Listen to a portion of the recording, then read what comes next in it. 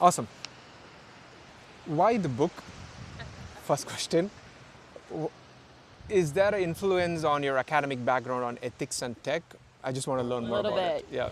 Yeah. Okay. So I got, of course, I finished my Ph.D. coursework very quickly, and then I took my exams, and then some years passed where I didn't finish my dissertation because I was working, 60, 70 hours in Silicon Valley, and met back with my advisor of my dissertation committee, and he said, listen, you better figure out some way to incorporate your work life with this dissertation, otherwise it'll never get done. And he was absolutely right about that.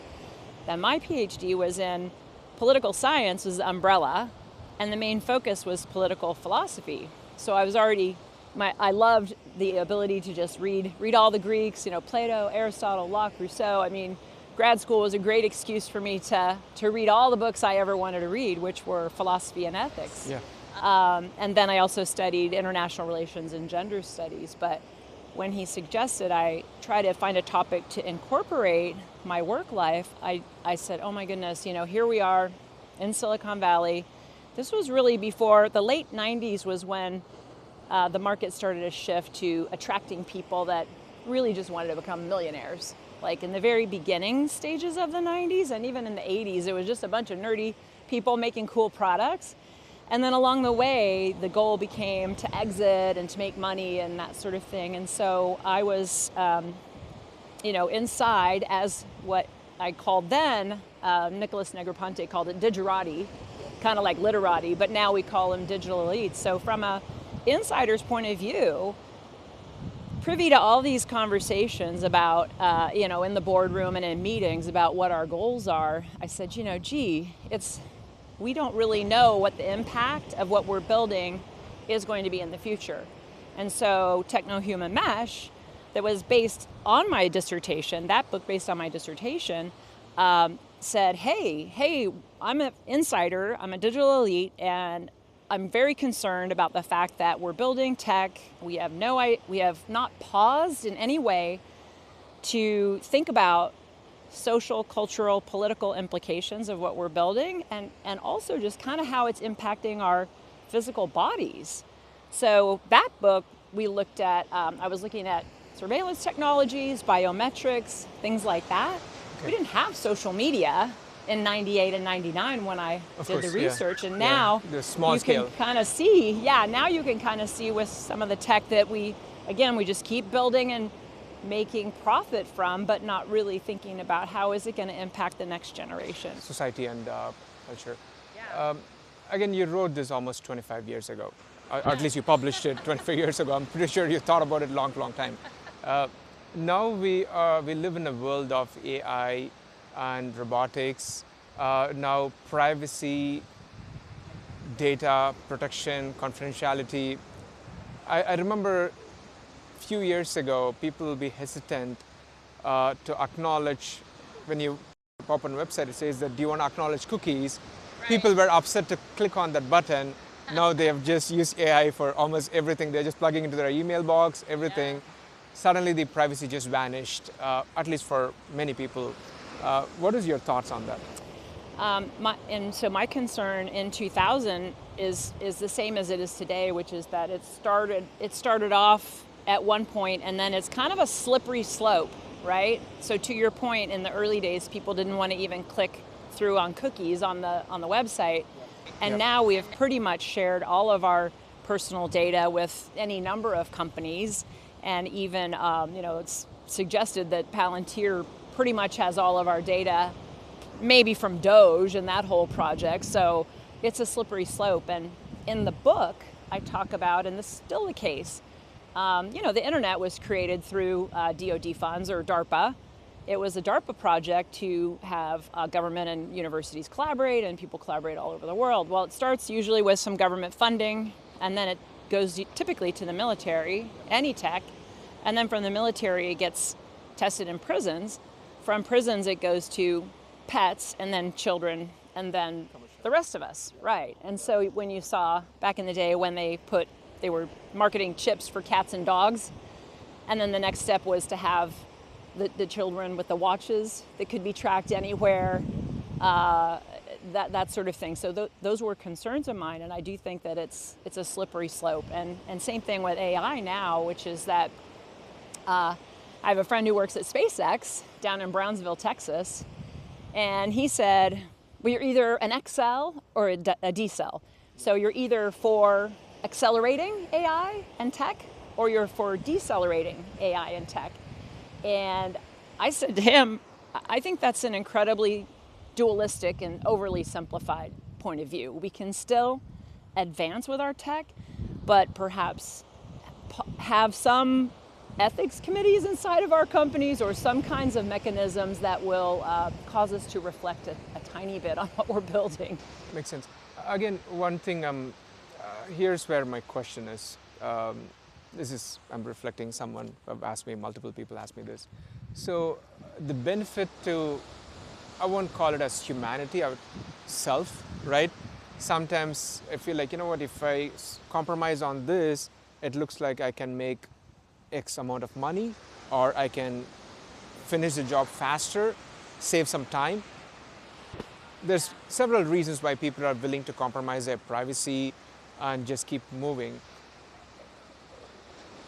My thinking here is, what would you tell them?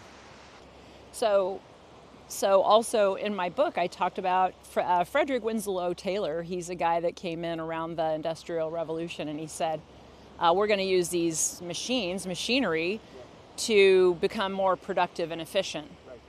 And the focus in the United States culture, anyway, has always been around using technology to make us more productive, efficient, create more profit, etc. When the early dream, the very, very early dream of tech and machines and so forth, might have been to give us actual, as humans, more free time, more creativity, more expansive things to do than just work and make money. Right. So I certainly wouldn't criticize somebody for making his or her own personal choices. That's fine. Yeah. My concern is more that there are structures in our societies, especially U.S. culture, which are using AI to drive profit exclusively and not necessarily give us additional freedoms. So that's a concern. May I say one more thing on that? I was going to say, I'm following all of the CEOs of the different AI companies. Of course, Dario Amodei is very outspoken at Anthropic, CEO of Anthropic. And he's saying, look, our GDP looks to double. And it might go from 1% to 2%. AI might cause us to go to 5% and 10%. Right. If that happens, there'll be all this abundance and all this abundance of wealth. And he said, if we can, maybe, and we envision a different kind of way of living where work is not the centrality of what we do. Like, if you wanted to paint all day, you could. If you wanted to write a book, you could. If you wanted to windsurf here at Crystal Cove, you could. But we would have to think about things in a vastly different way. We'd have to think about a new social contract that would allow people to not necessarily work. So makes sense. You know, yeah. But there's one thing I want to notice. I just have one clarification question, but I want to get to the next topic. In your book, you definitely raised some concerns, right? Fast forward 25 years. How many of these concerns are valid? Self-analysis, you feel like, Subbu, I thought about these concerns. Out of 10 of them or 2 of them, these things turned out to be true. Some of them, it's okay. Yeah. Well, it's interesting because in 1985 and 88, we were already writing about internet addiction, for example, people being addicted to video games. So we knew that there were cases of it, and I think that I wrote about that in the book, and that has definitely come to fruition. Not only video gaming addiction, but also now social media addiction, and to very dire consequences with anxiety, depression, and even teenage suicide. So that's one aspect. The second is that impact on the body itself too. There were some instances back in those days of carpal tunnel. Well, now we know there are any number of injuries that we get from using our tech too much. And not just carpal tunnel, but there's something called text neck, so a lot of people are injuring their necks from looking too much at their phone. There's a lot of bodily injuries that are well documented, and then even the radiation factor and things like that. So that came true. The other thing that has grown exponentially is I have a whole chapter on surveillance technologies, and in I think it was 2023, United States was not on the top 10 list for the number of surveillance cameras in country. And by the end of 2025, we had 85 million surveillance cameras in country. We're number 2 now on the list. Guess who's number 1? I think we all know the guess. China, of course. But to be number 2 to China is contrary to what we founded, the founders founded the country on, this basis of personal liberty and personal privacy. And now pretty much your whole day, well, we're not on a surveillance camera here, so this is a good spot. This is a good spot. 3 cameras. So yeah, no, quite a few of the techs that I talked about there, and then that I had a whole chapter also on biometric technology. So look at the Meta Ray-Bans. I mean, they're commercially available to anybody, the Meta Ray-Bans. So that was the idea of wearable computers, you know. So just to be fair, okay, I don't mean to challenge you. Feel free to reject my question, but I'm going to come back in a second. Yeah. No worries. So not to challenge you, but maybe I want to challenge you. Yeah, challenge away. It's about having a discussion. So there's always a benefit and the downside to it. How much of it is okay to have the benefit over the downside? Surveillance, right? Some people might look at it and say, I feel safe to walk around because I don't feel like I would get robbed, because there's always the deterrent control. It's almost of a deterrent control. Someone's always watching, so I'm not going to steal, right? Yeah. So there's a positive set of things. Similarly, games, right? Of course, it's a relaxing aspect of it. You know, I had a stressful day, I just want to play my game. What's wrong in it, right? So what is the right balance? How do we put controls around it to make sure it's not too much towards one direction? Yeah, I don't know that I have the secret, recipe that's the perfect answer. I do want to encourage more dialogue, especially around AI tech. I certainly see the value of somebody using video games to relax as opposed to any number of other more destructive habits. So I think tech in and of itself is not, pure evil or pure good. It is how society decides to implement it and use it. And so on some level, in the United States at least, we would say you're an individual, you have the right to choose whatever you want to choose. But on another level, maybe there are some top 10 ideas that we would say we shouldn't use tech for X. And perhaps one of those ideas was advanced actually by the godfather of AI, Geoffrey Hinton himself. And he said, one thing we should seriously consider is having a world treaty on military or battlefield robots. So maybe those kinds of ideals, like we won't use tech to murder and some, values that could be more international or global or universal. But I certainly don't think we can, right now the AI, the cat's out of the bag. We're going to have to just deal with what comes. And yeah, it's always a challenge because you cannot control what happens outside your boundary. So you can only control what happens within your boundary, within your reach. So these policies may apply within, but may not apply in other geographies. Yeah, no, exactly. That's what I'm saying. Are there 10 universal ideas that everybody across the globe would agree to? If so, maybe those are the boundaries. Like there is a concern that AI, like not so long ago, an AI agent took over Pocket OS and it deleted its product database. It deleted the product database and the product database backup. Well, wow. Where were the guardrails there? So that harmed the company, and these are some things that should have been considered in advance, right? So we're in the wild, wild west. We're in the gold rush, really, of AI. Yeah. So that was my next question. Deleting a database is not like the most fun thing for anyone to imagine. Well, not if your company commercial, your revenue is based on your product and your whole database is gone. Yeah. That's not nothing. Yeah, 100%. Yeah. We are seeing a lot of robotics lately. robotics specifically, right? So speaking of robotics, now some of the robotics that's coming outside from the factory comes with like basic intelligence. It can strain down some basics.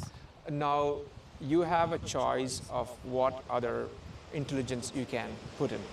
Considering your experience for many, many years in academics and built your own companies, right?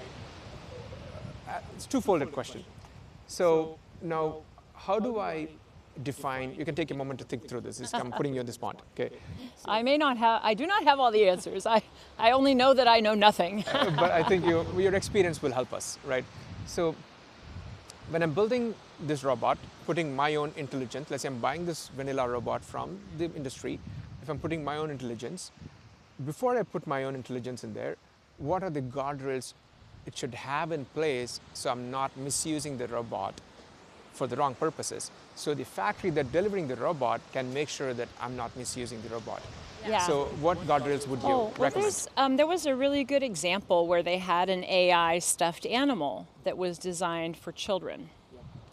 And it started to have sexually explicit conversations with the child. Well, that's awesome. So one sort of basic example is that AI, that little stuffed animal, should have had guardrails on, okay, only conversations that are appropriate for, 5 to 10-year-olds, and, only this and not this. Like there's maybe not enough thought put through on the guardrails, for sure. And then robots specifically, like I know we just saw the China half marathon race. The robots raced it, and the autonomous robot won the half marathon in 50 minutes. Did you see that? Yep.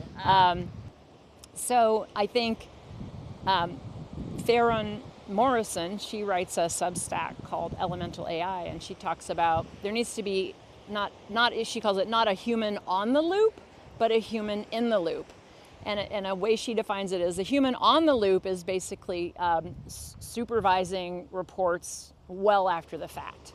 Whereas a human in the loop, in the case of like Pocket OS, it would have said, no, the guardrail is this AI agent is not allowed to delete anything. And if it wants to delete something, it needs the human in the loop at that moment in time before, But I like the way she distinguishes on the loop and in the loop, because if you're reading about this 2 weeks later and it's already deleted your main product database and your backup database, and this company had to go back to its 3-month-old data backup, that can be pretty disastrous for a company, customers, revenue. So what you're suggesting is, just thinking out loud, please correct me. So there can be the generic guardrails that can be age specific. The robots or the AI can perform based on age and gender whatsoever.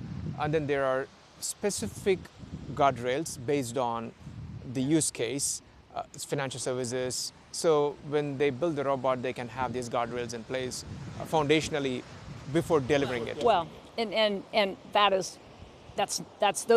just using those as examples. Like it's far more complex than that, and because each AI agent should have an AI governance review, because each AI agent is performing a different function.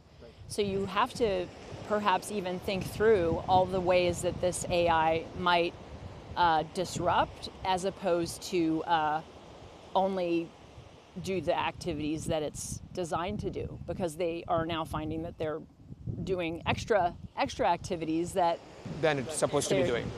Exactly. So these were just examples. I think that each company has to come up with its AI governance, and perhaps for each instance, which it makes it much more complicated than, it's not a simple answer. I wish it were. If it were a simple answer, somebody else would have thought of it. No, this is, at least it helps us point in the right direction.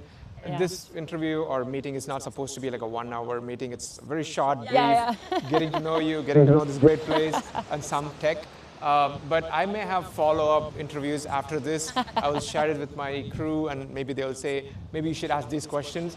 If you're okay, I would set up a follow-up meeting. Yeah, absolutely. And So just on the side, I was going to say, you know, C-Stream, you're all about SOC 2 compliance. Guardrails and compliance and everything. Right. So I would just tell you, like, I remember a time in the early SaaS days when pretty much nobody was SOC 2 compliant, like not certified. And the talk track at that time was just hey, we're SOC compliant, but not SOC certified. And so that's an ethical question too, because it's like, how many buyers will really be sophisticated enough to know where you are she's in the doing spectrum. a little word game here. Yeah, SOC ready versus SOC certified. Yeah, we're compliant. That is, we're doing all the things that's required, but we haven't had an auditor come Third party. in. And, right.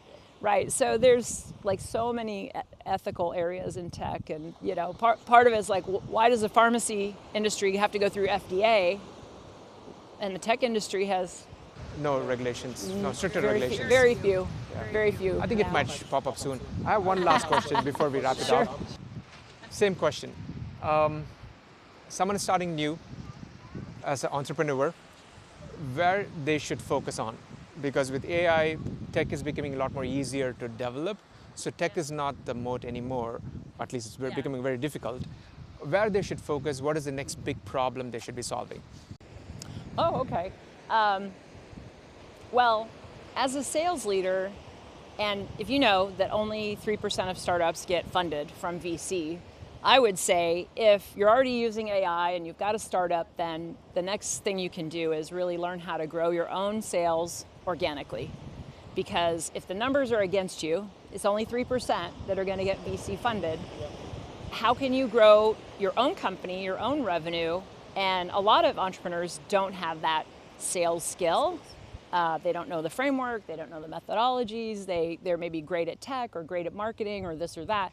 But if you learn how to grow your sales, then I think you'll be successful. I think what you indirectly said is do not worry about the idea, focus on the execution, and more specifically focus on the sales. The idea is important, but if you spend, so I belong to one startup where the CEO pretty much, I mean, at one point we raised 20 million, but the CEO had to spend his whole time raising money instead of selling strategy. Well, and it wasn't his job to sell, but instead of like, hey, developing the strategy and the vision and so on, he was always going to the next round of VC. But that was a lucky one because we had VC. When you don't have VC, you still might have a fabulous idea and you might have product market fit. Now, how do you grow a nice, healthy company? If you learn how to sell, then you'll be successful. Yeah, a lot of companies that are funding families and generations of families, and you don't have to have venture capital. Awesome. Sales is the primary skill that everyone needs to work. Entrepreneurs specifically. I think so. You're selling all day and night. Yeah. You're in sales whether you like it or not. Like convincing your wife where to go to dinner or whatever. That's persuasion and that's selling. Put that in the right spot. Yeah. Really, thank you so much, Cynthia. Thanks for your time. I appreciate it. Thank you. And Amazing. Thanks for bringing me to this beautiful place. Well, now everybody's going to know about it. Everybody's going to know about it.